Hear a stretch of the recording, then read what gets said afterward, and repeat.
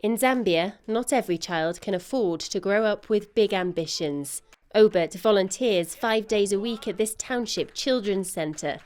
He dreams of becoming a teacher, but for now, he doesn't have the money to go to university.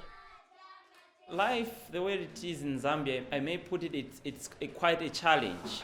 You be educated, you get all your certificates for the university, but it's difficult to find a job. There are some places in our country where families only have one meal in a day. This one? Obert is supporting the opposition in this week's election because he believes they will help young people. Almost 3/4 of people in Zambia are under 30 years old.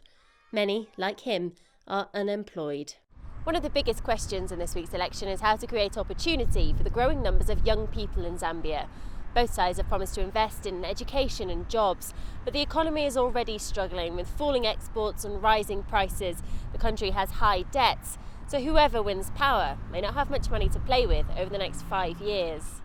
Your supporters believe you'll invest in education and jobs, but given the state of the economy, are you over-promising?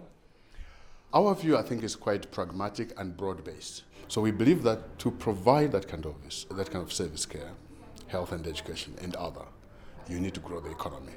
Our target is to grow the economy by 10% of GDP in the next 10 years and beyond, minimum. But others feel that stability is better than change. Obert's friend Eric is self-employed as both a business consultant and a writer. Common sense. Common sense is not common to a common commoner. Are you a common commoner in that common compound? And unlike Obert, Eric supports the governing party because of their track record. They are not 100% on the right path, but you never find a politician that is going to give you 100% what you're looking for. For me, the Patriotic Front is giving me about 75% of the things that I feel I should get from government, and it's enough for me to give them the vote. Across the country, there is fervent support on both sides, and this race could be very close. But the ruling party is confident it has done enough. The past 5 years, we've been creating this environment for economic takeoff.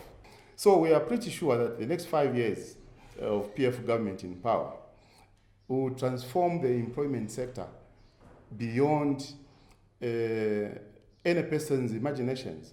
Amid the claims and counterclaims is the stark reality that more than half of Zambians are living in poverty. And what will drive most voters into the polling booths is the hope of changing that before the next generation grows up. For me to be here, it has taken a lot of hustle. Hustling, pushing and pulling, not giving up, but I don't think that growing up should be like that. That is why I'm working ever so hard for him, the sister, and probably whatever God gives me in the near future, not to endure the pain that I've endured growing up.